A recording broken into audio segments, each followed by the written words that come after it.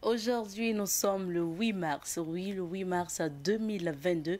Et qui parle de 8 mars parle de la journée mondiale de la femme. Alors, bonne commémoration donc de la journée mondiale de la femme.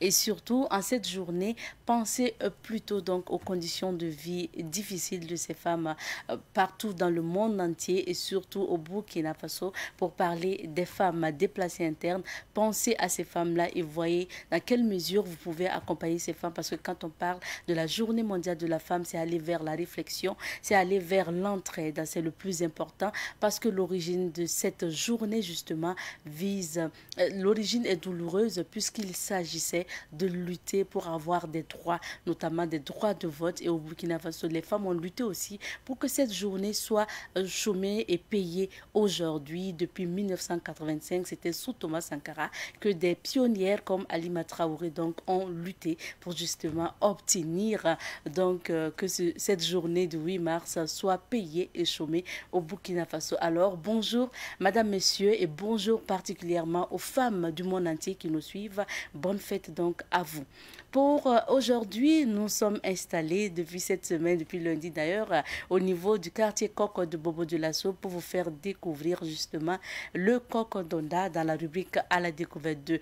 Aujourd'hui, pour la revue de presse, nous allons nous attarder sur la phase commentaire. Oui, c'est férié, donc les journaux ne paraissent pas, mais nous allons revenir sur quelques sujets avec Bébé Kodjo Kambo que nous allons retrouver tout à l'heure. Nous sommes le 8 mars, quoi de plus normal que de parler de cette journée mondiale dédiée à la femme avec nos invités du jour qui sont du mouvement célébrant le 8 mars autrement. Nous en parlerons tout à l'heure avec les membres de ce mouvement. Et pour Youssef Ouedraogo que nous retrouvons pour sa chronique Un œil sur la société, chaque mardi, il revient sur l'importance de la journée mondiale de la femme, donc le 8 mars. C'est-à-dire que c'est une émission où nous allons plus parler justement de cette journée mondiale de la femme. Alors on s'installe bien et surtout nous prenons le car pour le quartier Coco de Bobo-Dioulasso qui nous suivent depuis Bobo-Dioulasso. Merci de nous renouveler votre fidélité. Cette semaine, nous nous intéressons au pain Cocodonda. Il s'agit notamment donc du quatrième produit labellisé du Burkina Faso, après bien sûr le faso d'Anfani, le chapeau de Saponais et le beurre de karité. Le Cocodonda a été labellisé. Il faut rappeler que c'est un pain, un tissu d'origine bobolaise, et Cocodonda signifie l'entrée de coco. Alors ce vieux tissu coûtait moins cher et était porté par les femmes de ménage modestes. Ce pain était surnommé Tchet Barala, ton mari ne travaille pas, ou Soro Mangele, pour dire facile de se procurer en langue nationale Djoula. Alors, il faut rappeler que c'est en 2016 que le styliste Sébastien Bazemo à l'état civil, et donc son nom d'artiste c'est justement Bazemse, a décidé de valoriser le pain Cocodonda. C'était en 2016 et c'est avec un esprit créatif qu'il a décidé de réhabiliter ce pain dont la technique de teinture et l'impression des motifs doivent tout à Bobo-Dioulasso, capitale économique. Alors aujourd'hui, nous allons vous inviter à suivre le témoignage de celui-là qui a valorisé le pain Cocodonda, et bien sûr il s'agit du styliste Bazemo, donc Sébastien Bazemo ou Bazemse. Sébastien Bazemo à l'état civil. La marque aussi c'est Sébastien Bazemo parce que la marque porte mon nom désormais. Le pain Cocodonda, ben, c'est un pain aussi que j'ai vu comme tout le monde, hein, et c'est un pain, je suis tombé dessus au marché de Rodoko, je dirais, et j'ai vu une petite fille qui était en train de vendre. Je pense que sa mère s'était levée parce qu'elle était avec sa mère s'était levée. Et quand j'ai vu, moi, les pagnes, ils m'ont plu. Mais je discutais avec la petite fille. Mais bon, comme elle était petite, elle ne parlait pas beaucoup. Et c'est les voisins de sa maman qui m'ont parlé. Donc finalement, je les ai donné ma carte de visite pour remettre à cette dame. Parce que moi, j'ai vu le pagne, il faut dire, à vrai dire, quand j'ai vu, c'était deux couleurs. C'était le violet et le vert. Mais j'ai aimé la teinture qui était faite dessus. Et j'ai pris quelques-uns parce que je voulais essayer de faire quelques trucs avec. Mais néanmoins, j'avais laissé ma carte de visite pour que la dame me contacte, puisque je voyais des idées qu'on peut peut faire sur ce tissu. Donc, je suis parti avec ce que j'ai choisi. J'ai commencé sans connaître vraiment l'histoire du Coco Donda à l'époque, parce que pour moi, c'est un pain que j'ai vu, qui m'a plu, ou tout ça, et que j'ai pris. Je voulais faire des créations. Et c'est quand je suis arrivé à l'atelier avec, j'ai commencé à confectionner des chemises, des petites robes pour mettre à mon atelier, et il y a des clients qui venaient, bon, elles étaient dépassées que j'utilise ce genre de pagne parce qu'elles disent que c'est le pagne des pauvres, c'est le pagne marginalisé, c'est le pagne... Bon, j'entendais tous les mots de ce pagne. Donc, et moi, ça me décourageait pas, mais au contraire, ça me rendait plus curieux de connaître l'histoire de ce pagne. Donc, souvent, quand je partais au village, je voyais les grandes-mères qui nouaient ce pagne autour de leur taille, un truc comme ça. Mais je ne voyais pas ça en ville. Et je suis allé chez Madame Cissé, celle avec qui j'ai payé les pagnes et tout ça. Et elle m'a un peu expliqué l'histoire de ce pagne qui m'a beaucoup fait marrer. Et aussi ma mère aussi, quand je suis allé, j'ai demandé à ma mère, elle aussi, elle m'a expliqué un peu l'histoire du pagne et tout ça, voilà. Mais ça ne m'a pas découragé parce que pour moi, je me suis dit, c'est nous les créateurs qui faisons la mode. Et je pense que on peut donner à ce pagne ses notes de noblesse. Donc, ce pagne aujourd'hui qui est marginalisé, on peut le rendre populaire, on peut le rendre plus luxueux. Et c'est comme ça que j'ai dit à Madame Cissé, j'ai dit, tu sais, le pagne, là, je remarque que c'est les mêmes couleurs que tu fais. C'est le violet, vert, et puis voilà. Le mélange, j'ai dit, mais moi, j'aimerais autre chose. Si on peut faire dans du ton jaune, du vert, du bleu, bon, toutes les couleurs orange et autres, juste parce que aujourd'hui, les jeunes, on aime tout ce qui est coloré, on est la gaieté et tout ça. Donc, on va essayer un truc et puis voilà, si ça marche, ben, tant mieux. Et c'est comme ça, Madame Cissé, on s'est donné rendez-vous. Je suis allé chez elle. Quand je suis allé chez elle, j'ai remarqué que son mari qui attachait les pagnes, ses enfants, et ainsi de suite, c'est toute la famille qui travaillait le Coco Donda. Donc, ils m'ont fait le test de ce que je voulais, les couleurs et tout ça. Et quand je suis parti, ça m'a beaucoup plu. Et j'ai dit à Madame Cissé, j'ai dit, bon, on va essayer de lancer quelque chose. Si ça prend, vous aurez gagné aussi parce que mon but, c'est de révolutionner ce pagne. Et c'est ainsi que j'ai organisé une conférence de presse. Déjà, pour moi, il fallait changer le nom de ce panier. Bien avant ça, mais je suis allé à Bobo parce qu'on m'avait expliqué qu'à Bobo, c'est là-bas, le pagne là se faisait beaucoup. Et je suis allé à Bobo, on m'a mené dans le quartier Coco. Et quand je suis allé dans le quartier Coco, j'ai vu que toute la rue était bondée de teinturières, de je ne sais pas quoi. Ça m'a vraiment épaté de voir ça, de voir que c'est comme une usine, voilà. Et pour moi, au sortir de là-bas, j'ai dit Coco. Et c'est comme ça d'où est venu le nom Coco Donda. Parce que pour moi, le Coco, c'était l'entrée de Coco que j'ai vu ça. Donc j'ai voulu rendre hommage à ces femmes en appelant ça, donnant ce nom Coco Donda, l'entrée de Coco qui signifie en Djoula. Quand je suis venu à Ouaga, c'est là que j'ai organisé une conférence de presse avec des confrères journalistes, ainsi de suite et tout, pour lancer ce pagne.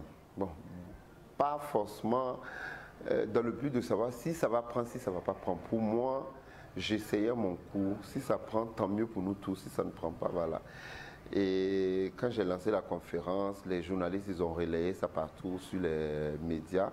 Et ensuite, quelques jours, je devais lancer un défilé privé avec ces mêmes motifs. Et c'est comme ça que j'ai organisé en 2016 le défilé privé en Coco Donda. Et après ça, voilà, c'était le boom de la mode Coco Donda jusqu'à aujourd'hui. Et je ne me suis pas arrêté là parce que pour moi, je peux faire un défilé et puis dire ben, c'est gagné ou tout ça, alors que souvent, ce n'est pas forcément de gagner.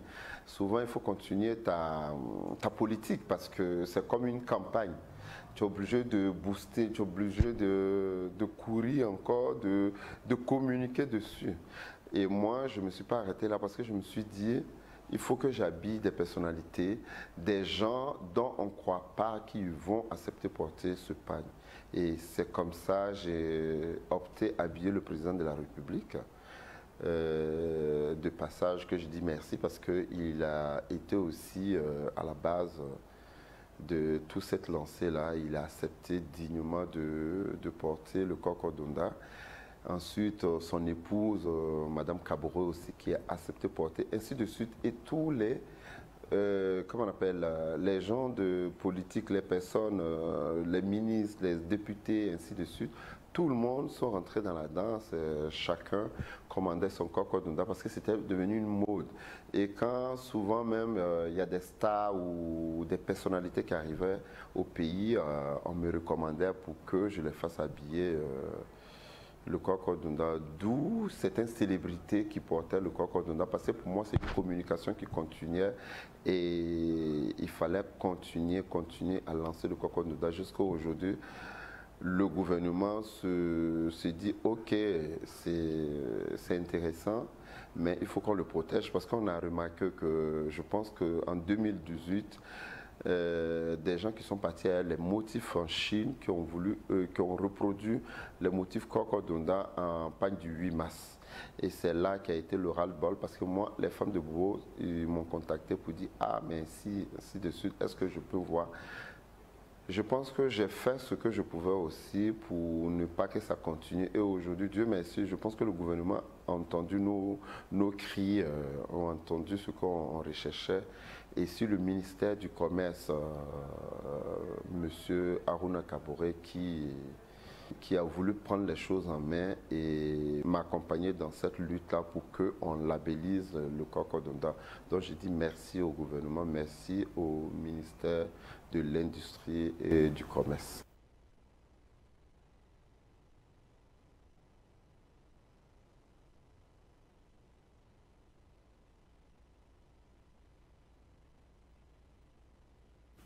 Et à l'instant, vous écoutiez le témoignage de Sébastien Bazemo, donc alias Bazemse, styliste burkinabé, qui a en tout cas valorisé le pain coq Odonda et qui a d'ailleurs donné le nom coq Odonda, lui et puis bien sûr Madame Sissé, qui produisait le coq Odonda étant à Ouagadougou ici. Et vous aurez remarqué que Bazemse parle des autorités, bien sûr, de l'ancien régime.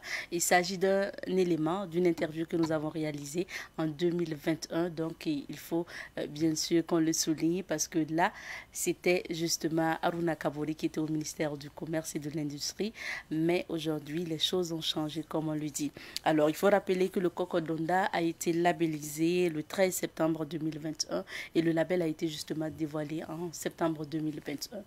Nous allons poursuivre avec la revue de presse. Aujourd'hui, c'est férié, donc les journaux ne paraissent pas, mais Bébé Kodjo Kambo est là sur ce plateau pour analyser quelques sujets d'actualité avec nous. Bonjour et bienvenue Kambo.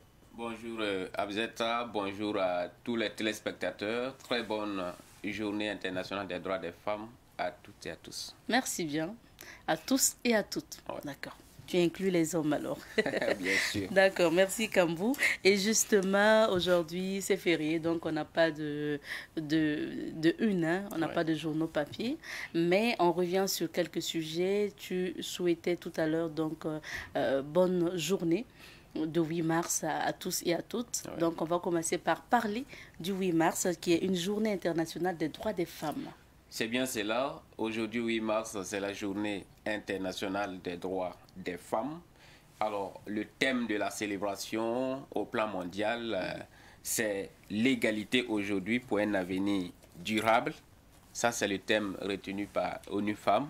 Oui. Mais chaque pays essaie un peu de trouver un thème adapté aux circonstances ou à ses réalités.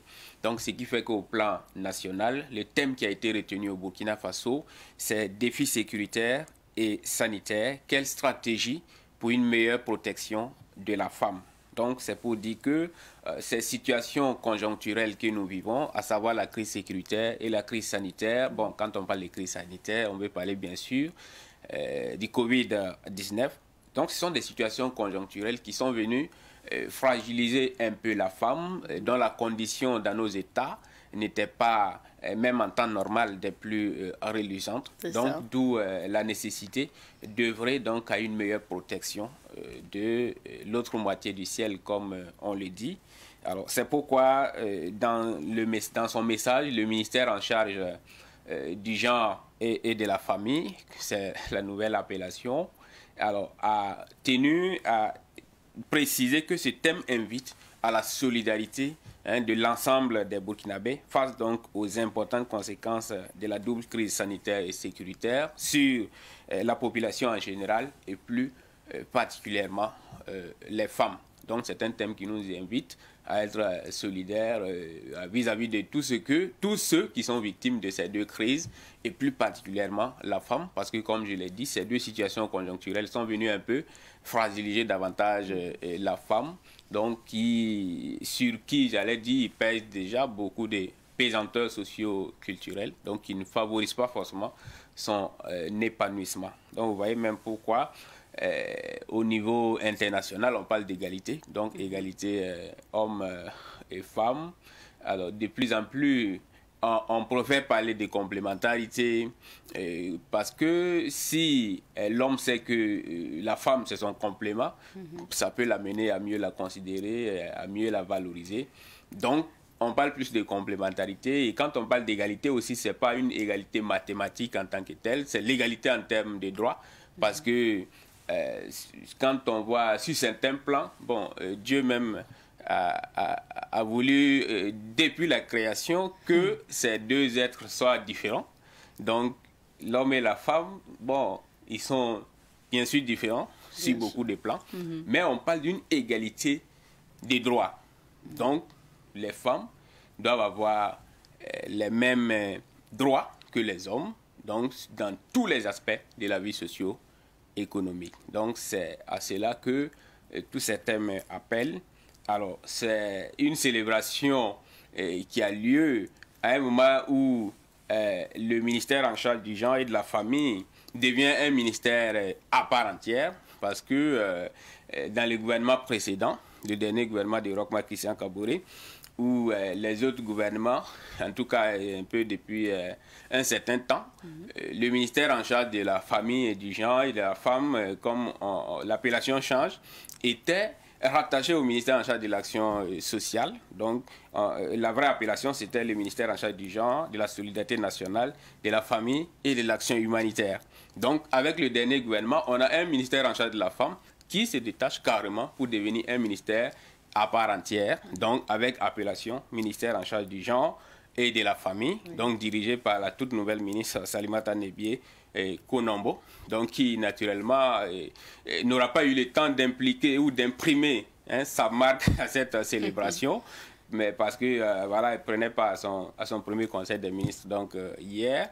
Voilà, mais voilà un peu ce qu'on peut dire, la célébration aura lieu parce que c'est vrai qu'il n'avait pas de ministre en tant que tel, mais il y avait un ministère. J'ai parlé tout à l'heure du message du ministère. Je n'ai pas parlé du message de la ministre. Donc, j'imagine que tout était préparé par la secrétaire générale qui gérait les affaires courantes. Donc, on peut dire que ce message, très certainement,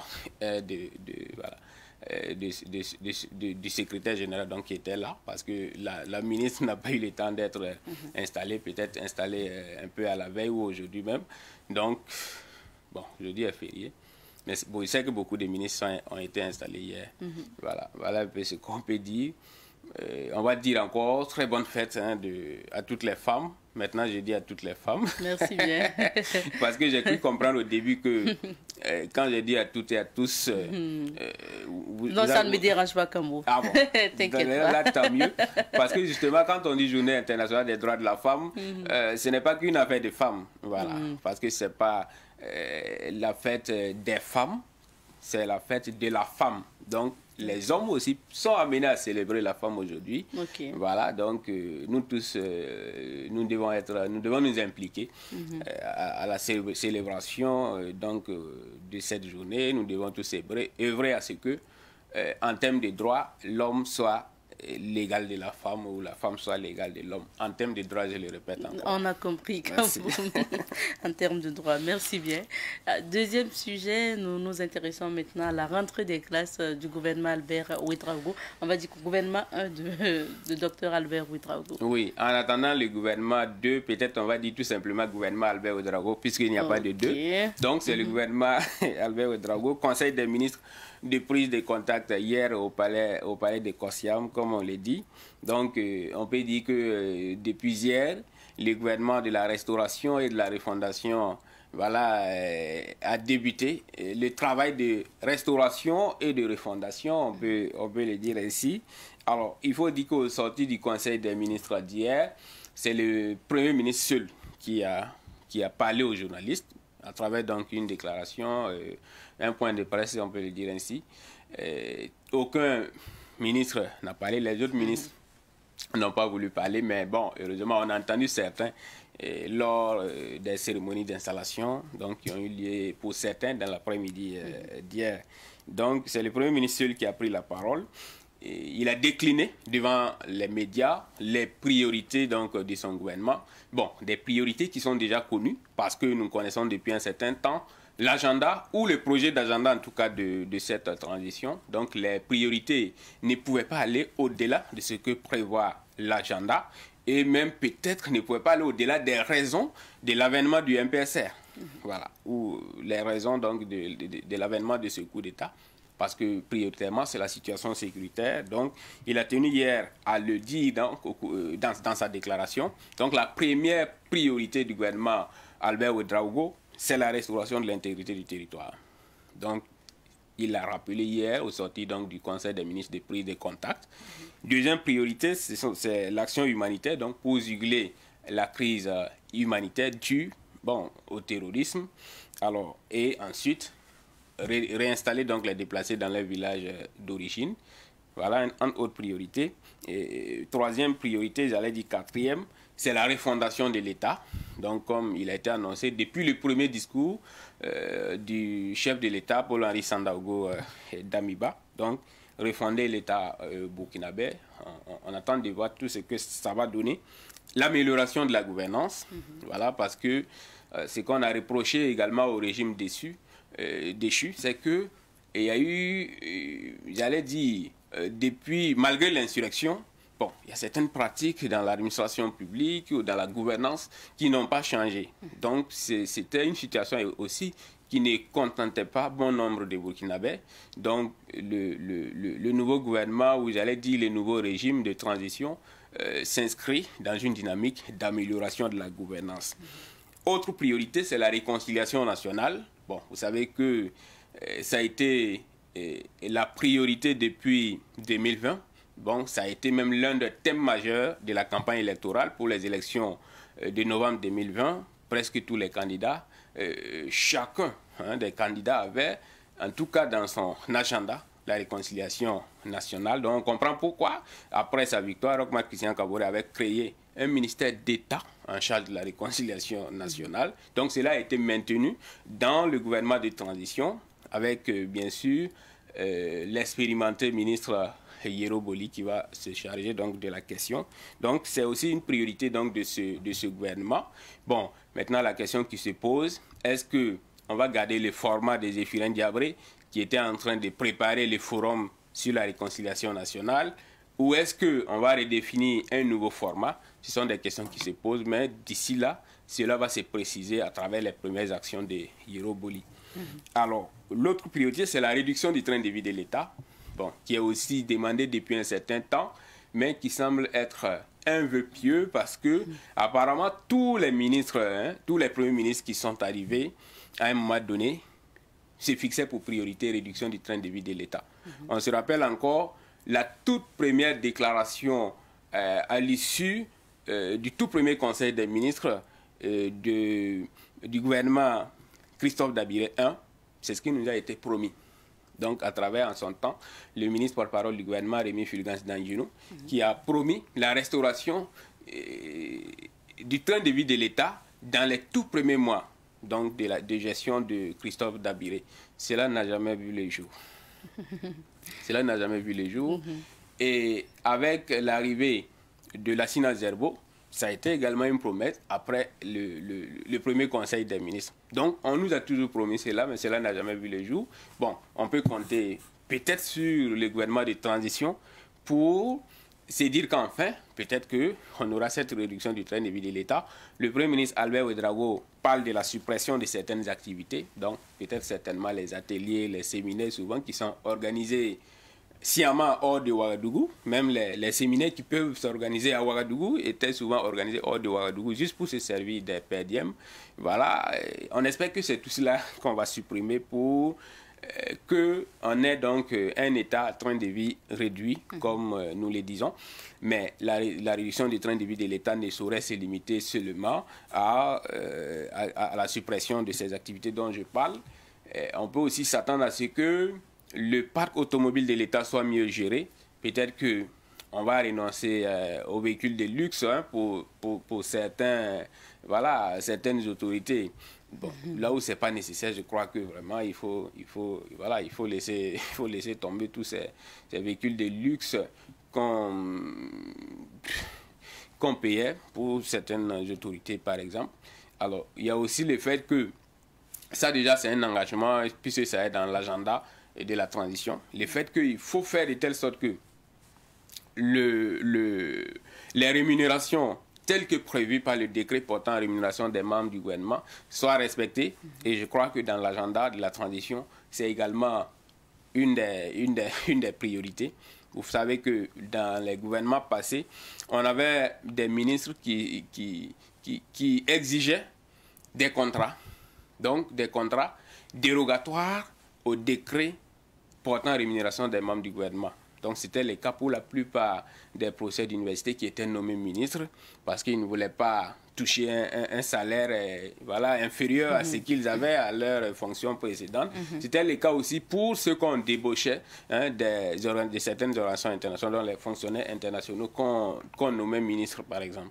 Donc, si on espère que tout cela va sécher, je crois que si vous travaillez quelque part ailleurs, vous pensez que vous êtes très bien payé, si vous ne pouvez pas vous sacrifier pour aider à reconstruire votre pays, mieux vaut renoncer, parce qu'il y en a à l'intérieur qui ne sont pas peut-être bien traités là où ils sont, mais qui sont aussi compétents. Je crois qu'il faut chercher ces genres de personnes. Et puis bon, pour éviter ces genres de problèmes. Donc, on espère que tout ce qui a été promis, restauration de l'intégrité du territoire, réinstallation des déplacés, refondation de l'État, amélioration de la gouvernance, réconciliation nationale, réduction du train de vie de l'État, on espère que d'ici là, on pourra se satisfaire de ce que on a des actions ou on a des actions qui vont un peu dans ce sens. Parce que souvent, ce qu'on reproche à nos autorités, c'est que le discours est à droite et puis les actes sont à gauche. Et quand c'est comme ça, on finit par perdre confiance. Alors que quand il n'y a pas confiance entre gouvernants et gouvernés, quelles que soient les actions que vous allez entreprendre, vous allez échouer. Parce que personne n'a confiance en vous. Et la confiance découle des premières actions.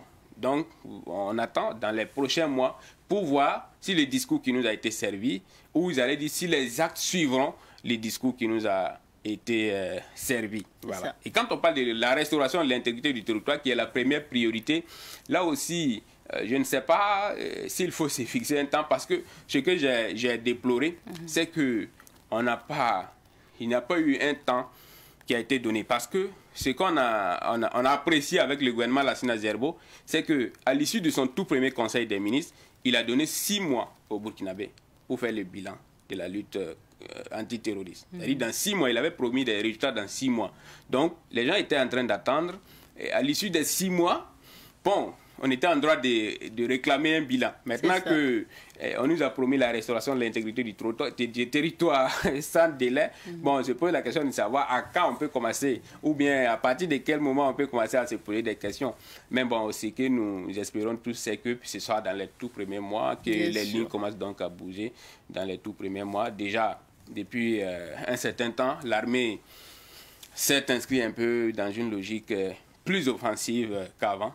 Donc, on peut espérer que ça continue et que dès quelques mois, dès les premiers mois de la gouvernance Albert Ouedraogo ou de Paul-Henri Sandaogo Damiba, on puisse voir les lignes bouger dans ce sens. Parce que tous les Burkinabés y gagnent, personne ne gagnerait si ce gouvernement échoue. Merci Kambou. Et troisième sujet, on termine rapidement sur la guerre Russie-Ukraine. La guerre se mène aussi sur le plan judiciaire.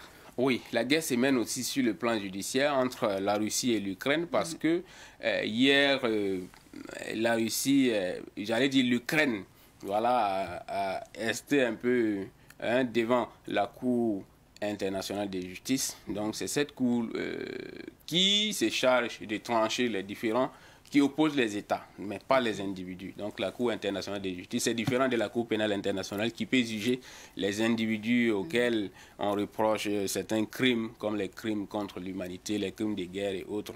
Donc la Cour internationale de justice devait se prononcer sur la guerre Russie-Ukraine, parce que, à la demande bien sûr de l'Ukraine, qui estime que la Russie devrait cesser ce qu'elle est en train d'entreprendre sur son territoire.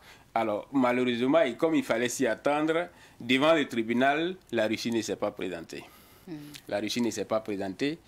Cela vient confirmer cette situation de Blaise Pascal, le philosophe du droit, qui dit que entre le fort et le faible, c'est la liberté qui opprime et la loi qui libère. Donc, ça veut dire que et c'est pour répondre un peu à ceux qui pensent que les lois sont des contraintes, les lois, toute loi est liberticide. Et Blaise Pascal disait qu'entre le fort et le faible, c'est la liberté qui opprime et la loi qui libère. Ça veut dire que s'il y a des lois qui sont respectées, c'est vrai que c'est contraignant, mais ça libère le faible en fait. Ça libère le faible. Et s'il n'y a pas de loi, c'est vrai qu'il y a la liberté, mais ça donne... ça permet au plus fort d'opprimer, donc le plus faible. C'est une façon donc pour Blaise Pascal de dire que c'est important que dans chaque société, il y ait des normes donc, qui soient respectées pour éviter que nous soyons dans une société qui ressemble un peu à la jungle. Donc aujourd'hui, l'ordre mondial est en train un peu d'aller dans ce sens. Bon, si un pays peut se permettre voilà, d'attaquer son voisin parce qu'il est faible ou parce que celui qui attaque est plus fort, bon, c'est un peu dangereux. C'est un peu dangereux, mais c'est bien dommage quand on sait que depuis le passé, il y a eu voilà, des actions pareilles de l'autre camp, l'autre bloc du monde, le bloc occidental notamment, qui aujourd'hui est en train de crier sur tous les toits que la Russie est en train d'entreprendre des actions, de violer un peu le droit international, alors que ce bloc également a eu à faire la même chose depuis le passé. Et puis bon, ça n'a perturbé personne. Donc finalement, tout le monde est responsable. On ne peut pas apprécier en tant qu'humain ce qui se passe en Ukraine, mais ce n'est pas que la faute de la Russie. On ne doit pas reprocher cela à la seule Russie. Donc tout le monde est responsable, parce que si la Russie le fait aujourd'hui, c'est parce que elle a vu les autres le faire ailleurs et elle pense qu'on va lui faire ça dans l'avenir. Donc, elle anticipe en le faisant. Voilà. Donc, bon, on se pose la question de savoir qui il faut blâmer dans cette situation. Et dans tous les cas, le jugement n'a pas eu... Bon, le jugement a eu lieu en l'absence de la Russie, donc devant la Cour internationale de justice. Mais ce qu'il faut saluer, c'est que la Russie essaie de respecter un peu les droits de la guerre, en même temps qu'elle mène l'offensive. Elle permet d'ouvrir des négociations, elle permet également des trêves sporadiques et localisées pour permettre l'évacuation des civils, par exemple. C'est comme ce qui a été annoncé aujourd'hui.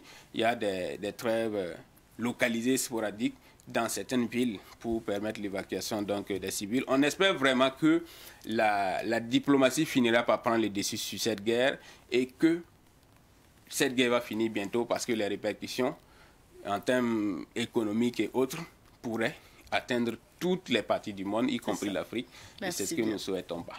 Merci à toi, Kambou. Bonne journée. Tu restes avec nous. En attendant, nous allons découvrir les couleurs du temps à travers la météo du jour. Nous sommes le 8 mars 2022 et naturellement, dans la rubrique invité du jour, nous parlons du 8 mars, mais nous parlons de la célébration du 8 mars autrement avec le mouvement Célébrons le 8 mars autrement que nous allons retrouver juste après le jingle. Et dans la rubrique invité du jour aujourd'hui, nous recevons des membres du mouvement célébrant le 8 mars autrement. Et comme nous sommes le 8 mars et que les dames sont à l'honneur, je commence par présenter la dame sur ce plateau. Il s'agit notamment de Madame Isabelle Tiendre-Bego. Elle est la chargée de la communication du mouvement célébrant le 8 mars autrement. Bonjour à vous Madame Tiendre-Bego. Bonjour Madame Nikiema et merci de cette invitation. Merci d'être sur notre plateau. Également sur ce plateau, il y a un monsieur qui accompagne justement ce mouvement et qui a bien voulu être sur le plateau avec nous. Il s'agit donc de monsieur Alain Job Sanogo Niminou. Bonjour à vous monsieur Sanogo. Bonjour Madame Nikiema. Merci à tous les deux d'être sur ce plateau pour nous parler de ce mouvement célébrant le 8 mars autrement qui, depuis pratiquement 2 éditions, organise des activités pour commémorer la journée internationale de la femme justement, mais à travers des activités. Alors, nous sommes aujourd'hui le 8 mars et je vais donner la parole à M. Sanogo pour commencer. Dites-nous, quel message avez-vous à l'endroit des femmes qui nous suivent? Nous disons à ces femmes qui nous suivent pour cette journée de célébration du 8 mars que si ce mouvement est né, de célébrer ce 8 mars d'une autre manière. Pourquoi? Parce que ce n'est pas seulement les activités festives que nous voyons au sein de ces mouvements, mais pour nous, nous allons au-delà de ces activités en pensant à ces femmes qui souffrent quelque part, qui ont laissé leur famille, qui ont laissé tout leur village, et qui se retrouvent quelque part dans un autre horizon. Et nous pensons à ces femmes et nous pensons qu'elles ont droit aussi quelque part à recevoir un peu de joie quelque part. C'est pourquoi nous avions voulu, ne serait-ce que collecter à partir de certains dons, de ce que nous pouvons avoir auprès de nos membres et de ceux-là qui sont des partenaires à nous. Et nous collectons ces dons que nous donnons à ces personnes qui sont déshéritées et démunies de tout. Nous allons revenir sur les activités notamment du mouvement, mais Madame Tiendre-Bego, aujourd'hui quand même c'est une journée dédiée à la femme, une journée qui commémore donc la femme. Et quel est le message aujourd'hui à l'endroit de toutes ces femmes qui nous suivent? Oui, pour compléter ce que M. Sanogo a dit, nous nous positionnons sur le fait que le 8 mars, ce n'est pas une fête. C'est la célébration des avancées sur les droits des femmes. Voilà. Qu'est-ce qui a été fait? Qu'est-ce qui est à faire? Quels sont les problèmes? Quelles sont les difficultés? Qu'est-ce qu'il faut faire pour que les femmes participent pleinement aux côtés des hommes dans la société? Donc, c'est ça notre message. C'est ce message fort-là, parce que, surtout depuis 2 années, justement, ce mouvement est né parce que, avec ce qui se passait pour les déplacés internes, nous avons estimé que nous allons au-delà des fêtes, nous allons au-delà des tenues. Nous voulons être à côté de ces personnes qui pleurent, qui souffrent, qui ne sont plus chez eux. Voilà le fondement, nos valeurs, les valeurs de ce mouvement-là. Alors, le mouvement célébrant le 8 mars autrement qui a vu le jour il y a pratiquement 2-3 ans maintenant. C'est ça. Oui. Alors, Madame Tiendre-Bego, vous qui êtes la chargée de communication de ce mouvement, comment vous pouvez mieux nous le présenter du moins ce mouvement? D'accord. Ce que je peux dire, c'est que il y a la présidente Rita Sawadgo qui est de la région de Kaya. Et lorsque cette guerre atypique a commencé, elle revenait de son village et elle a vu les femmes, les enfants qui fuyaient, qui à dos d'âne, qui dans une charrette. Et elle a fait un écrit qui a beaucoup tourné sur les réseaux sociaux. Et si on célébrait le 8 mars autrement? Et un certain nombre de personnes a vraiment bien reçu ce message et nous lui avons dit oui, et si, mais comment formaliser cela? Et effectivement, nous avons réfléchi, il y a eu des réunions très spontanées, les gens sont venus et nous avons commencé à réfléchir comment nous pouvons aider ces personnes, comment nous pouvons contribuer à célébrer autrement ce 8 mars. Et voilà, C'est ainsi que est né ce mouvement et nous avons fait une très grande collecte, nous avons communiqué, nous avons été formidablement aidés par les médias et nous avons récolté au niveau financier plus de 16 millions. Des tonnes et des tonnes de vivres, de savons, etc. Et c'était magnifique parce que c'était vraiment du bénévolat pur et dur. Les médias nous ont accompagnés, chacun de nous, nous avons cotisé au départ parce que c'était un mouvement qui venait du cœur. Donc c'est ça l'histoire de ce 8 mars autrement. Et aujourd'hui, nous avons une plateforme WhatsApp, nous avons une page Facebook, donc nous avons des membres et nous avons beaucoup de retraités. Je pense que c'est une des forces de ce mouvement-là. Moi, par exemple, je travaille, mais la présidente et beaucoup d'autres dames, M. Sanogo, ils sont retraités. Donc, nous pouvons compter sur eux pour faire certaines activités, pour faire certaines démarches, etc. Donc, voilà un peu l'histoire du 8 mars. Autrement. Qui intervient vraiment dans le social pour accompagner notamment ces femmes. M. Sanogo, on se demande pourquoi un homme joint sa voix ou joint ses forces pour lutter auprès des femmes. Pourquoi vous avez décidé d'être membre, par exemple? Parce que je crois en ces femmes. Je crois en ces femmes et comme elle l'a dit, l'appel de la présidente que j'ai lu, j'avoue que dès qu'on a dit et si on formalisait, j'étais parmi les premiers à être effectivement à cette assemblée générale. Parce que je voulais voir de façon curieuse ce qu'elles allaient développer au sein de ce mouvement. Mais j'étais vraiment positivement que j'ai apprécié ce qu'ils faisaient.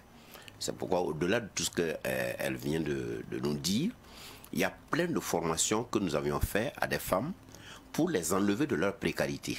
Vous voyez, des femmes qui n'ont rien, on s'est associé avec des pasteurs qui ont bien voulu nous apporter leur soutien. Ils viennent avec des personnes pour dispenser des formations à des femmes gratuitement. Et tout ça, ça m'a donné vraiment, parce que j'ai fait plusieurs missions dedans, à voir des femmes qui quittent un désespoir pour avoir du sourire aux lèvres. Donc je crois en ce mouvement, c'est pourquoi je fais partie de ce mouvement. Madame Mathieu Norbego, alors avec ce mouvement, quand même, vous soutenez beaucoup les femmes.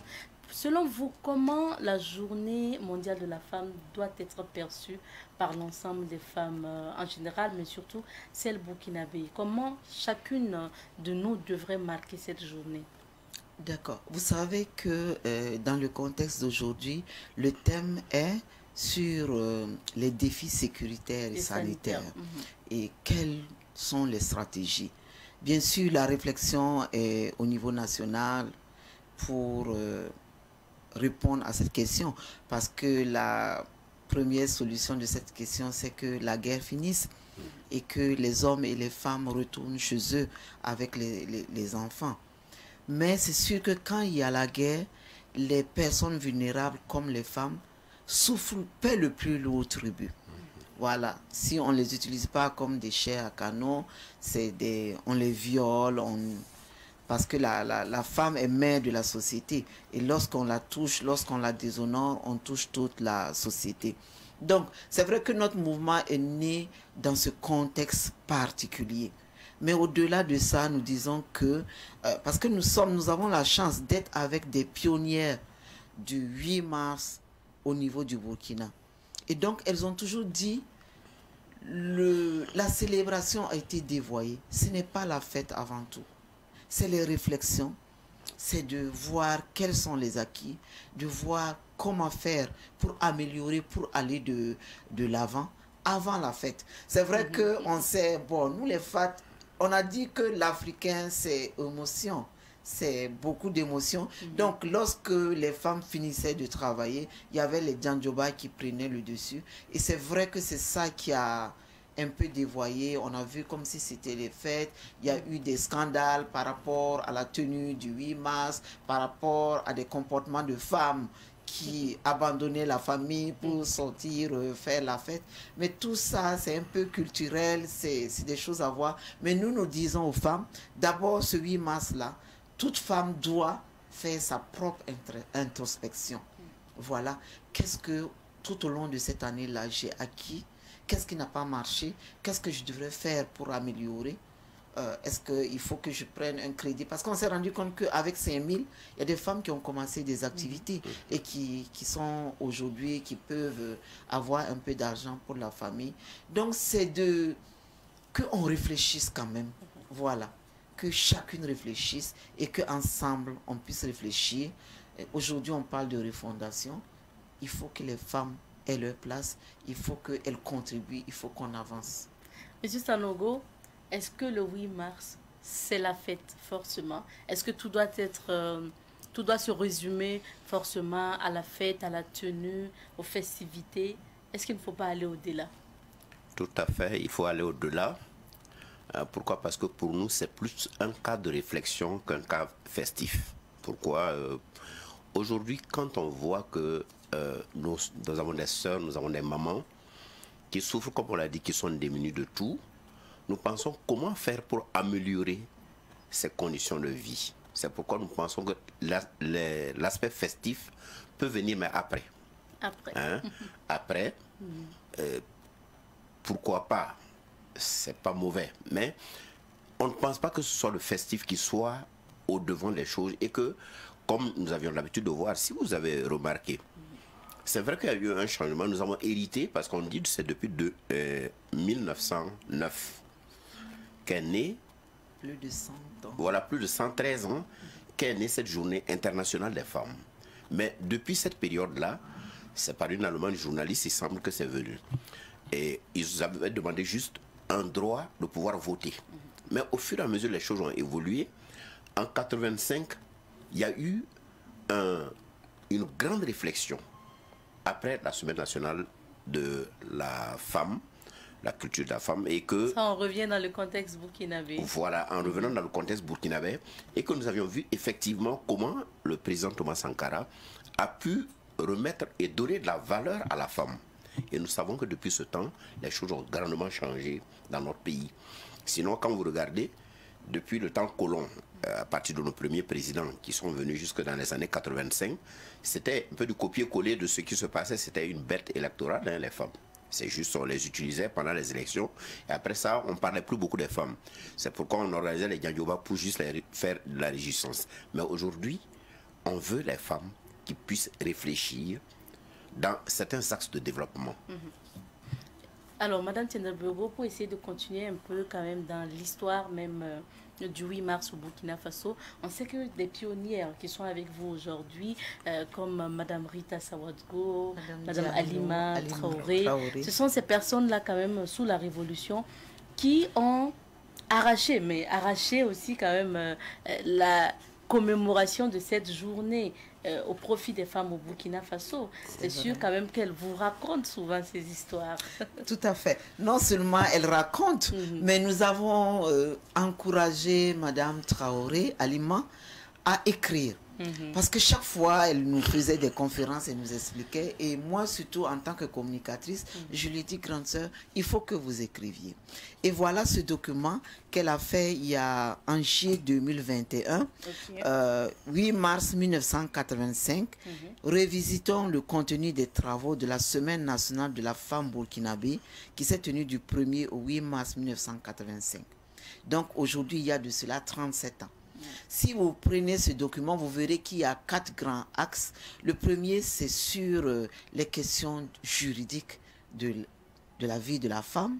Il y a les questions socio-économiques, il y a les questions sur l'éducation et les questions sur la politique, les femmes dans la politique. Donc ça recouvrait des grands axes importants de la vie de la femme. Donc ce document qu'elle a fait, elle a préfinancé. Nous le vendons à 3 000 francs, c'est ça, M. Sanogo? C'est-à-dire que c'est le prix d'impression. Donc, nous disons que nous avons ce document au niveau de notre mouvement en vente. Lorsque vous voulez savoir qu'est-ce qui s'est passé pendant cette semaine de la femme burkinabé, vous pouvez avoir ce document et ça va vous aider à mieux comprendre les fondements du 8 mars au Burkina. Et nous poursuivons cette émission avec nos invités qui sont des membres du mouvement Célébrons le 8 mars autrement. Et nous parlons justement de l'histoire du 8 mars donc au Burkina Faso. Alors, c'est un livre à avoir absolument. Donc, les visitons, le contenu des travaux de la Semaine nationale de la femme burkinabé du 1er au 8 mars 1985. Il y a de cela 35 ans. Donc, 8 mars 1985. C'est à lire tout simplement. Il faut bien sûr revenir à l'histoire pour comprendre. Alors, Madame Etienne Rebero, voici des pionnières quand même grâce à qui aujourd'hui on commémore cette journée au Burkina Faso et surtout on parle aussi de droits des femmes. Et c'est grâce aussi au capitaine Thomas Sankara sous la Révolution qui a bien voulu être attentif à la demande des pionnières comme Halima Traoré. Tout à fait. Je pense que dans l'histoire de notre pays, on ne saurait arrêter de dire à tel point le président Thomas Sankara a été le pionnier, a été ce bras séculier qui a fait bouger les lignes. Autant au niveau des femmes qu'au niveau des autres questions du développement économique et social, la question du Burkindi, parce que je me souviens, dans ces années-là, nous étions étudiantes à l'extérieur, et lorsqu'on se retrouvait dans un métro et qu'on apprenait que nous étions burkinabés, nous étions ovationnés. Donc, c'est pour dire à quel point le président Thomas Sankara a marqué les esprits dans notre pays et à l'extérieur du Burkina.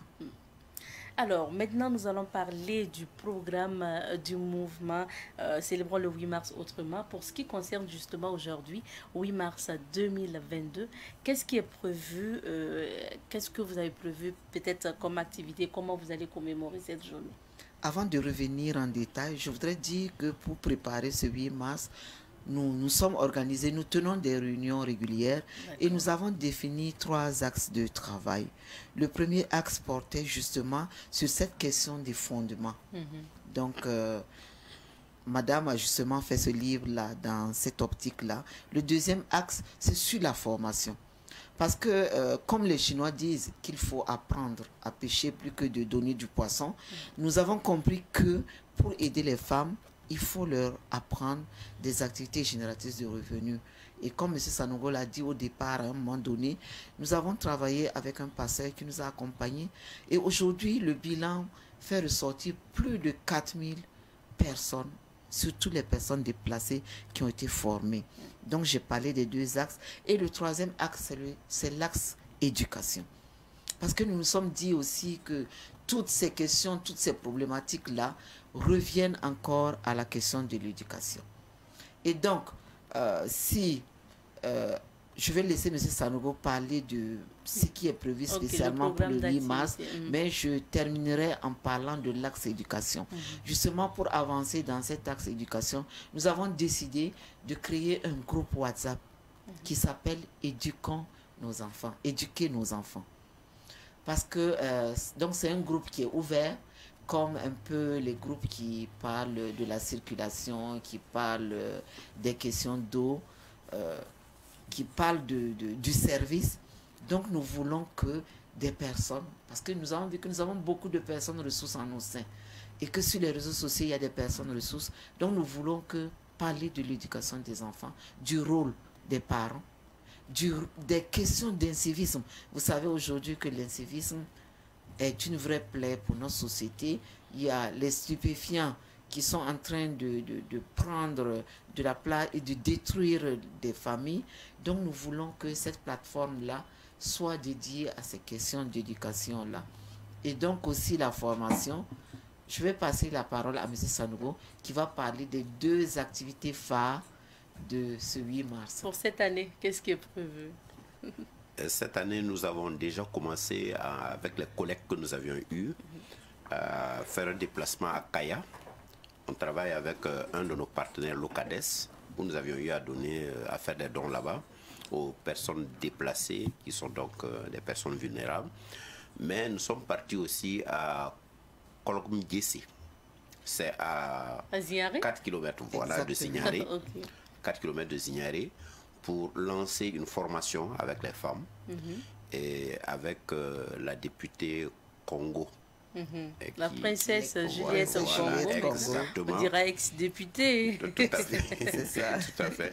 Qui, on a lancé cette activité-là et nous devrons y aller le 8 mars parce qu'il y a d'autres activités qui doivent se poursuivre avec elle là-bas. Nous devons aller aujourd'hui tout de suite à 9h. Tout à fait, à 9h justement, et pour continuer ces activités-là là-bas.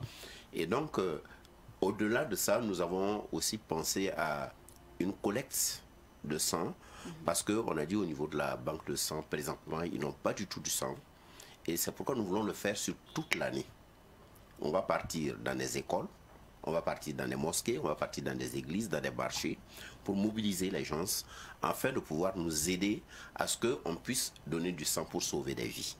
Donc voilà des activités que nous allons mener cette année, en marge de ces collectes que nous continuons de faire.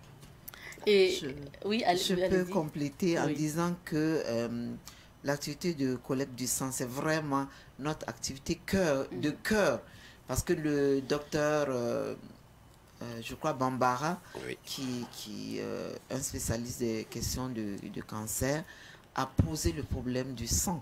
Et nous voulons contribuer, ça nous a touché, et nous avons déjà touché le CNTS pour pouvoir organiser une vaste collecte de sang pour donner à l'hôpital, au service de santé. Mais il faut dire aussi que nous avons commencé à SAPSE dans le BAM, un service gratuit de dépistage et de planification. Donc c'est aussi une de nos activités du 8 mars. Ça a été lancé hier et aujourd'hui ça se poursuit au niveau de SAPSE. On sait que célébrons le 8 mars autrement, c'est surtout aussi les dons. En termes, cette année, est-ce qu'il y aura des dons? Oui, nous avons déjà, par exemple chez moi, je pourrais vous dire que j'ai 10 gros sacs qui attendent d'être acheminés. Chacune de nous en reçoit. Donc ça veut dire, et des gens nous appellent, demandent, est-ce que nous pouvons toujours donner? Nous disons oui, envoyer toujours, collecter. Parce que la présidente a dit, nous recevons 100 francs, nous recevons 50 francs, nous recevons. Parce que nous savons que si ça s'agglutine, ça donne un pactole. Et donc, mais seulement notre appel par rapport aux tenues, c'est de donner aux habits, aux vieilles choses, en guillemets, donner quand même des choses qui sont toujours portables, qui sont toujours bien. Parce que ces personnes-là, quoique démunies, ont aussi besoin de très bonnes choses et propres déjà si possible. C'est ça. Voilà. Donc la collecte continue et nous recevons les habits, etc. au niveau de l'ABEMAC toujours, qui est vraiment notre point de chute, à la pharmacie Saint-Julien et puis aussi à la pharmacie Kadiogo. Donc si vous avez des dons, vous pouvez les amener là-bas. Alors Madame Tiendrebego, c'est vrai, on parlait du thème sur le plan national qui est défi sécuritaire et sanitaire. Quelle stratégie pour une meilleure protection des femmes? Ça c'est le thème national. Mais là vous avez choisi justement un thème pour la célébration donc du mouvement qui est notamment les fondements du 8 mars. Oui, en fait, les fondements du 8 mars, ça rentre dans l'activité thème. Voilà. Puisque le thème, c'est, comme vous l'avez dit, les défis sécuritaires. Et nous disons qu'au-delà de tout, nous revenons au fondement du 8 mars. Parce que nous avons vu que nous avons fait un peu des sondages. Et même à notre sein, on ne connaît pas bien l'histoire qui a mené à ce qu'au Burkina, le 8 mars soit chômé. Au départ, ce n'était pas payé et chômé. C'est la lutte des femmes qui a fait que le président Sankara a accepté de... Donc nous pensons que dans notre contribution, dans le cadre de ce thème-là, c'est que nous aussi, nous parlions des fondements, de la valeur, les bases. Pourquoi aujourd'hui nous avons ce 8 mars-là? On ne l'a pas eu facilement. On ne l'a pas eu facilement. Autant les femmes, depuis les années 1900, se sont battues pour avoir des droits là. Autant aussi pour avoir cette journée chômée, payée là. Elle elle a été obtenue aussi de longues luttes. Il ne faut pas qu'on oublie cela. C'est important de rappeler, de discuter. Alors, Monsieur Sanogo, cela fait quand même 2 ans que vous organisez des activités comme ça chaque 8 mars. Est-ce qu'il y a un impact notamment positif? Est-ce que vous avez du retour? Oui, nous avons du retour. Je me rappelle que l'an passé, lorsque nous sommes partis faire des formations à Kaya, pour des femmes qui étaient déplacées, il s'est avéré qu'à la même période, ils ont reçu beaucoup de malades à l'hôpital. Elles ont appris à faire de l'eau de javel. Et bizarrement, autour du marché, il y a des femmes qui, rapidement, ont mis en œuvre ce qu'elles venaient d'apprendre.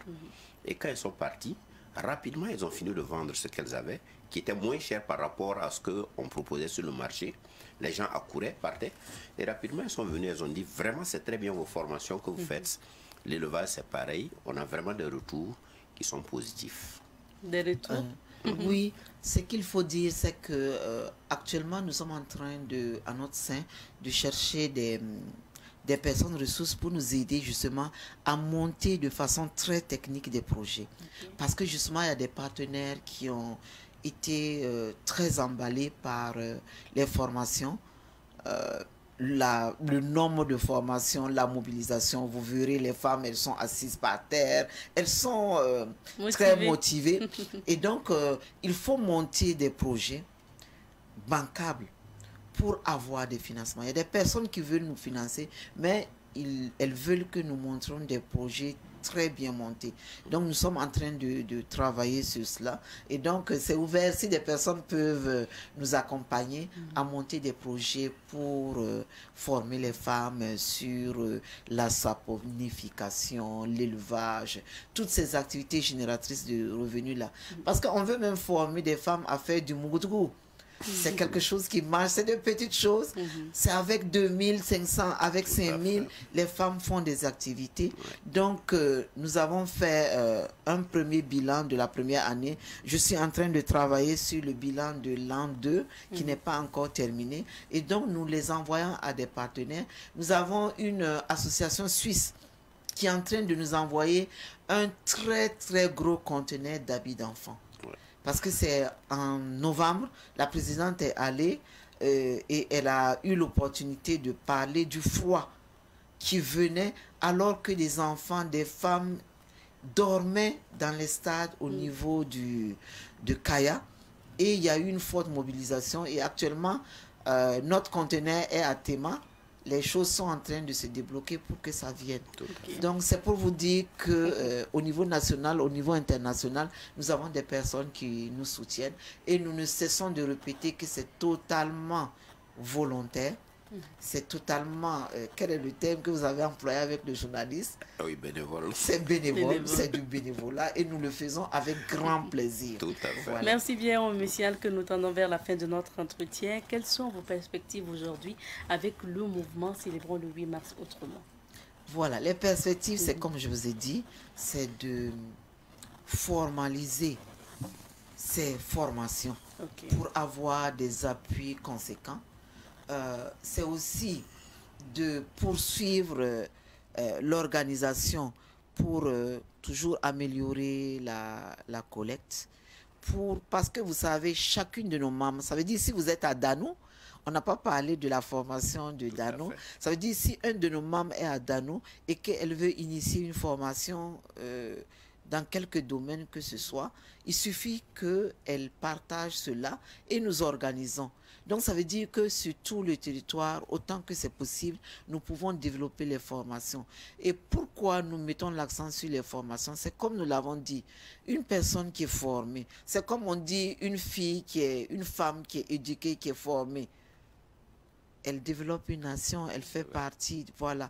Donc, quand aujourd'hui tu sais, comme on dit, prendre 5 francs et ajouter pour avoir 25 francs, tout est dit, quoi. Oui. Alors, merci bien, M. Sanogo. Alors, on va vous souhaiter bonne suite déjà pour aujourd'hui, parce que la suite, c'est à Kolrenjese. On vous permet quand même de dire un mot à toutes ces femmes qui commémorent aujourd'hui leur journée. Tout à fait. Ce qui est certain, c'est que je crois, moi, que à côté des hommes se trouve, et à côté des femmes se trouvent toujours des hommes. Et c'est pourquoi nous avions cité tout de suite le président Thomas Sankara. J'aimerais que beaucoup d'hommes puissent adhérer à ce mouvement. Et au-delà des hommes, je fais aussi un appel aux jeunes filles, parce que comme le disait tout de suite la communicatrice, il y a beaucoup de retraités qui sont dedans. Mais pensons à la relève. Donc il faut des jeunes filles qui puissent croire en ce mouvement, qui acceptent d'y adhérer. Mais c'est vraiment du bénévolat, c'est gratuit, c'est volontaire, mais il faut avoir du cœur pour aimer les autres et avancer avec eux, afin de pouvoir les aider à sortir de leur situation. Et comme le disait tout de suite la communicatrice, du 10 au 12, il y a une formation qui se passera à Danou. On pense que les femmes seront mobilisées aussi pour participer à cette formation. En tout cas, merci à Savane Média pour cette invitation que vous nous avez lancée ce matin pour que nous puissions être ici. Nous prions que le Dieu de grâce puisse vous bénir pour tout ce que vous faites. Amen. Que ce soit du dernier opérateur qui se cache derrière à celle qui est juste à côté de nous, au directeur. Nous prions que vraiment la grâce de Dieu puisse vous accompagner pour tout ce que vous faites. Merci bien, M. Sanogo. Madame Tiendorwego, pour finir, un mot à l'endroit notamment. Juste un mot à l'attention des femmes, c'est les inviter à venir à Kolgongese. Parce qu'il y a un musée de la femme que nous allons visiter. Nous allons découvrir ce musée-là et nous allons échanger sur les fondements du 8 mars et aussi sur l'éducation traditionnelle.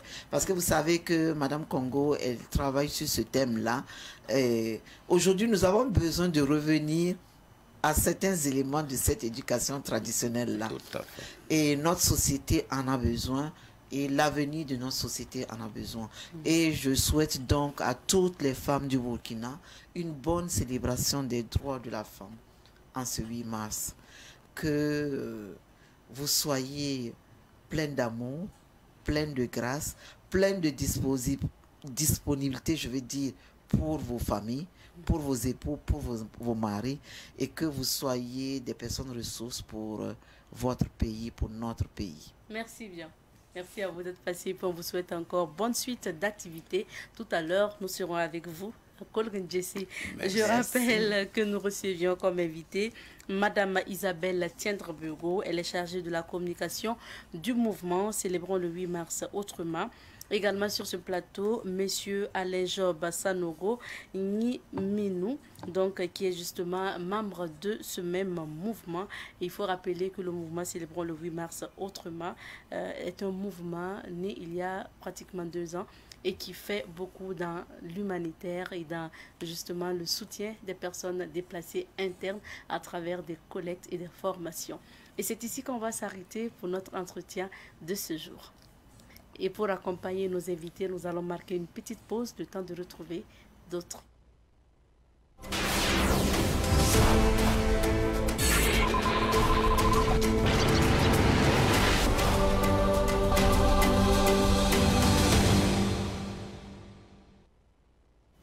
Et pour la suite de cette émission, nous recevons des annonceurs sur ce plateau et un des partenaires justement de la foire de Savane Média. Il s'agit de Pullman Distribution qui est installé sur ce plateau. Alors nous retrouvons nos invités à présent. Nous sommes avec le directeur général de Pullman Distribution. Il s'agit de M. Issaka Ouedraogo, directeur général donc de Pullman Distribution. Bonjour à vous et bienvenue. Oui, bonjour madame. Alors, également sur ce plateau, M. Salifou Kaboré, directeur commercial donc, de Pullman Distribution. Bonjour. Bonjour, madame. Merci à tous les deux d'être sur ce plateau. Je rappelle que vous êtes partenaire de la foire de Savane Média. Et pour justement parler de Pullman Distribution, je me tourne vers le directeur général. Est-ce que vous pouvez nous présenter plus votre entreprise? Merci bien. Je me nomme Issaka Ouedraogo, directeur général de Pullman Distribution. Nous, c'est une société commerciale voilà, qui distribue de la boisson. C'est notre spécialité. Le siège est vers le grand marché.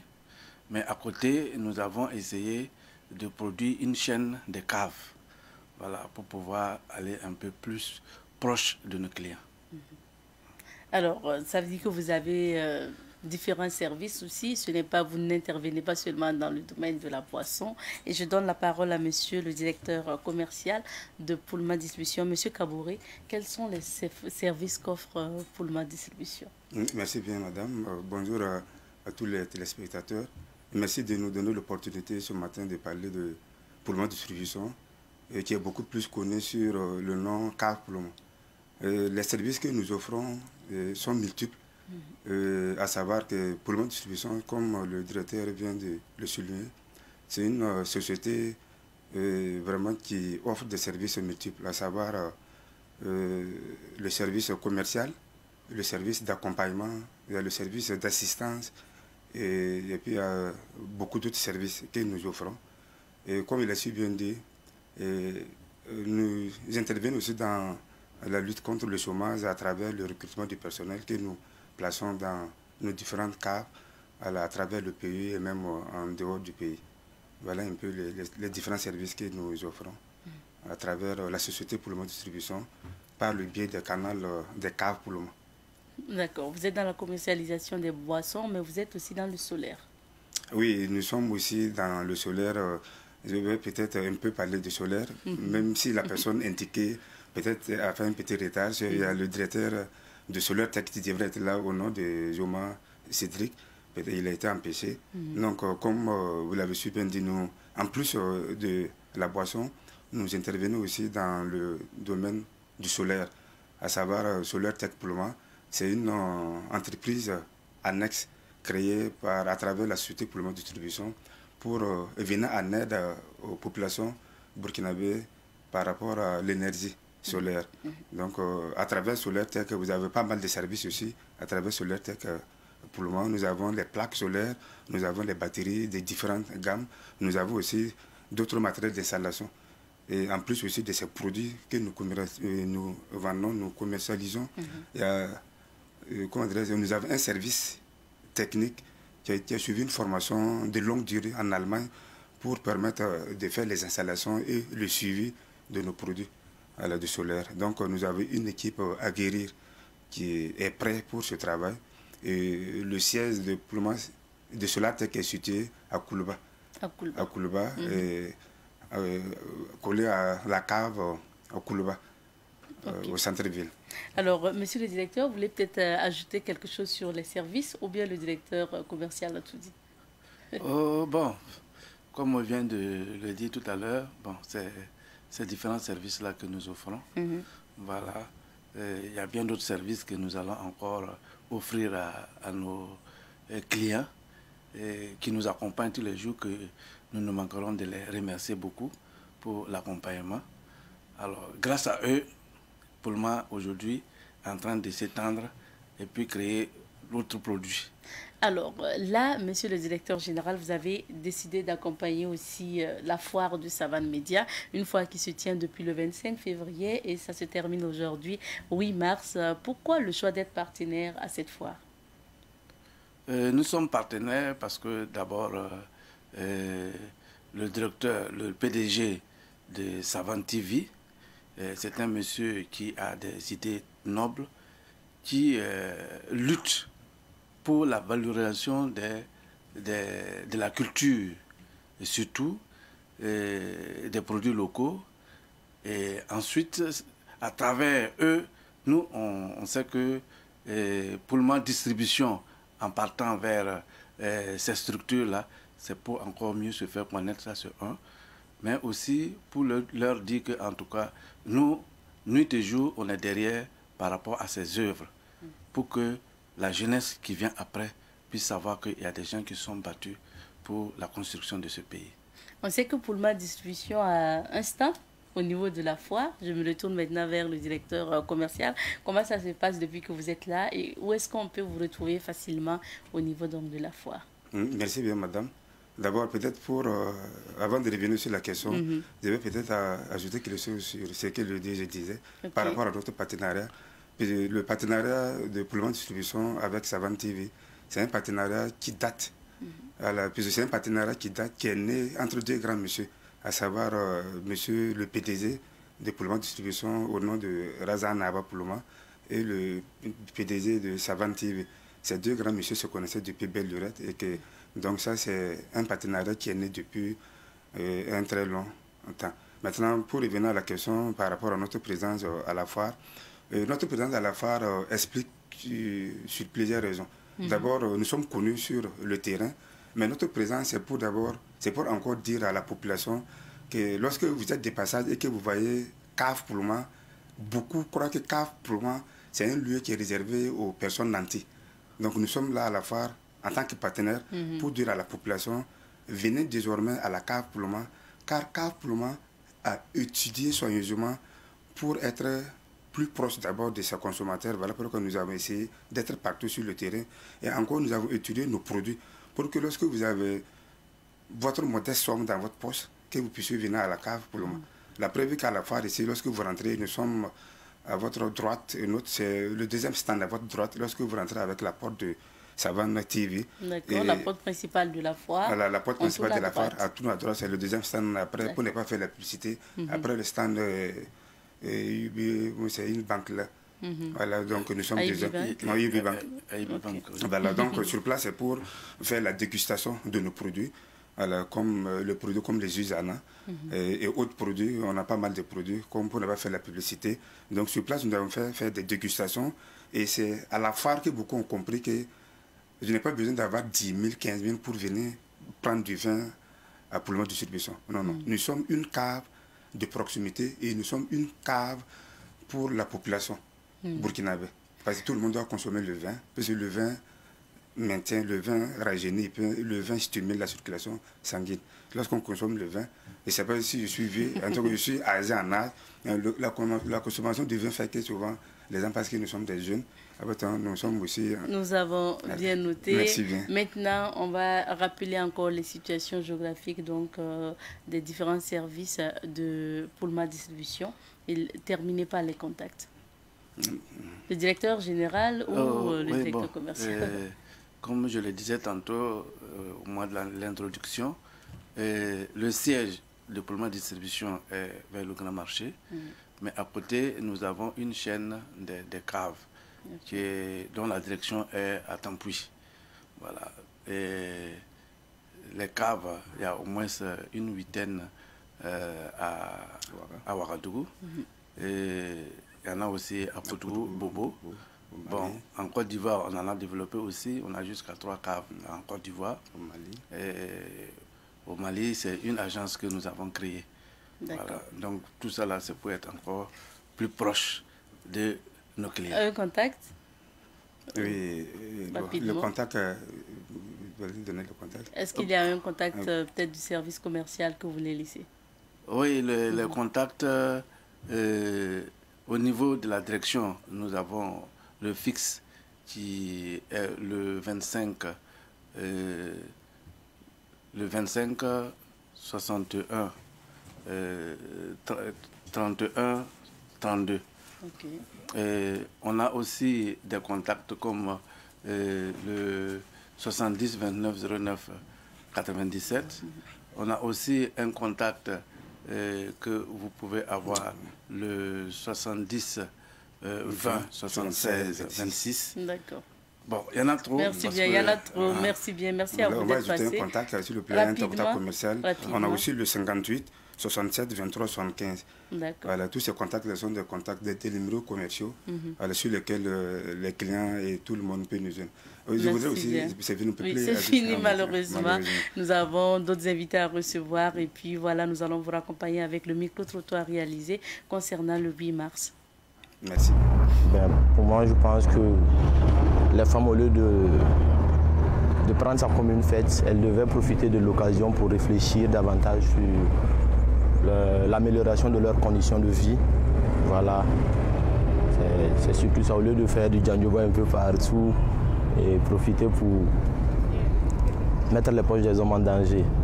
Ça devait être une occasion réflexive pour elles. En organisant des séminaires comme ça, ou des salons de réflexion, des conférences sur l'autonomie financière des femmes. Voilà, ce sont des questions qui devaient être abordées au lieu de passer tout le temps à faire la fête. Donc il est temps aussi de repenser, voilà, et d'actualiser en fait cette célébration du 8 mars, afin qu'elle soit en fait en phase avec les défis du moment. Voilà, il ne s'agit pas de faire des conférences par-ci par-là, des festivités par-ci par-là. Voilà, il s'agit vraiment de repenser cette célébration-là afin de la cadrer sur vraiment les besoins réels de la femme, son épanouissement, voilà, son développement socio-culturel, voilà, son ancrage même dans l'administration. Il faut parler de là, les quotas, à redynamiser la femme, à lui donner plus de capacité, en fait, pour qu'elle puisse s'affirmer et non pas à vouloir lui réserver une part comme le politique le veut de façon générale. C'est vraiment de renforcer ses capacités sur le plan social, économique et professionnel. Moi, je pense que c'est une bonne chose qu'on célèbre la femme. Et ça permet à la femme de s'épanouir à travers les conférences, les débats. Par contre, les djandjoba et les sorties, bizarre, moi je pense que c'est pas important pour nous. Le 8 mars est fait pour les conférences et débats pour aider la femme à être autonome financièrement et socialement. Avec ce qui est au Burkina Faso actuellement, moi je pense qu'on n'a qu'à faire le 8 mars là, dans la sobriété pour que vraiment nous puissions bien être. Si le Burkina Faso sort de ce qu'on est aujourd'hui, on peut continuer encore dans les années à venir à faire notre 8 mars. Aujourd'hui, nous parlons de la commémoration de la Journée mondiale de la femme avec Serge Youssef Ouedraogo dans la chronique Un œil sur la société. Et il est bien installé sur ce plateau. Youssef, bonjour. Bonjour Zeta. Avant de commencer, on va souhaiter bonne fête aux femmes de Burkina Faso. Merci bien, Youssef. Et particulièrement aux femmes journalistes. Merci. Parce que nous savons qu'actuellement, d'autres sont sur le terrain en train de courir pour avoir les informations. Voilà, ils ont laissé la marmite. Mais je pense qu'ils vont rejoindre aussi la marmite avec leur chéri pour faire quelque chose. Bien sûr, après, bien sûr. Youssef, on parle aujourd'hui de la Journée internationale de la femme célébrée au Burkina Faso sous le thème, donc, défis sécuritaires et sanitaires, quelle stratégie pour une meilleure protection des femmes, il faut le rappeler. Alors, Youssef, selon toi, justement, quel est le rôle donc, de la femme dans ce défi dont on parle aujourd'hui? Il faut dire effectivement que quand on constate ces derniers temps, l'insécurité et le problème de la santé, et les choses, il y a beaucoup de choses à dire. La femme a un rôle très important à jouer dans la mesure où on dit que la femme est aksoba. Donc, si la femme y donne totalement son intelligence, elle va vraiment souder beaucoup de choses. Par rapport à la cohésion sociale, vous savez que la femme, si on donne la parole à la femme a quelque chose à dire pour que les décideurs prennent ça en compte pour pouvoir voir qu'est-ce qu'on peut améliorer. Côté santé, si les femmes qui sont organisées en association essaient de sensibiliser les gens, vous savez tout de suite qu'il y avait des problèmes pour faire le vaccin, les gens refusaient. Voilà. Donc si les femmes sensibilisent, il doit de soi que les gens... C'est parce que la femme est la mère. Voilà. Donc elle sait comment... quelle stratégie employer pour que les gens acceptent. Et vous voyez qu'aujourd'hui, il y a beaucoup de déplacés internes au pays. Donc, si la femme aussi arrive à être dans les décisions, elle saura comment gérer. La dernière fois, j'écoutais une émission où on parlait que la femme aussi doit s'intéresser à l'action humanitaire. Ce n'est pas l'homme seulement. En ce sens, si elle s'intéresse, elle aura beaucoup de choses à donner pour que la situation change. Bien sûr, pour que la situation change. Alors, Youssef, est-ce qu'aujourd'hui, au-delà du côté festif de la commémoration de la Journée internationale de la femme, est-ce que véritablement on sent une amélioration des conditions de vie de la femme? Oui, si on dit qu'on ne sent pas, c'est trop dit. Mais il faut dire que le 8 mars a contribué à améliorer les conditions de la femme à certains niveaux. Si nous prenons par exemple au niveau éducatif, il y a des avancées dans la mesure où avant, les parents n'inscrivaient pas les filles à l'école. Ce sont les garçons seulement. Donc maintenant, si vous parlez dans les écoles, il y a plus de filles que de garçons. Et on a essayé aussi de revoir le problème du mariage forcé, le mariage des enfants, et tout cela avec la sensibilisation, ça a contribué à diminuer ces différents fléaux-là. Et même l'excision. il y a eu des campagnes de sensibilisation que ce n'est pas important, c'est dangereux. Et cela a contribué à améliorer les conditions de la femme. Vous savez qu'aujourd'hui aussi, il y a des décisions où les femmes aussi sont dedans et donnent leur voix pour que ça change. Parce que quand on veut décider à la place de la femme, c'est compliqué. Il faut toujours mettre la femme au devant pour qu'elle apporte sa contribution. Donc le 8 mars a beaucoup aussi apporté quelque chose dans les conditions de la femme. Mais ce qu'on constate toujours, Youssef, c'est que aujourd'hui, les femmes sont peu représentées toujours dans les instances de décision. Aujourd'hui, pour le nouveau gouvernement, par exemple, c'est 6 femmes sur les 25 ministres. Ça veut dire que quand même, quand on parle d'émancipation de la femme, il y a quelque chose à faire aussi à ce niveau. Pourquoi on ne fait pas confiance aux femmes? Oui, il y a quelque chose à faire à ce niveau, c'est vrai. C'est comme on le dit souvent. Et les femmes doivent aussi essayer de mettre les leadership au service de la population. Il y a des femmes qui ne se décident pas. Même à certains niveaux, si on veut responsabiliser les femmes, on n'en trouve pas. Voilà. Pourtant, il y a des femmes qui sont compétentes, qui peuvent faire le travail.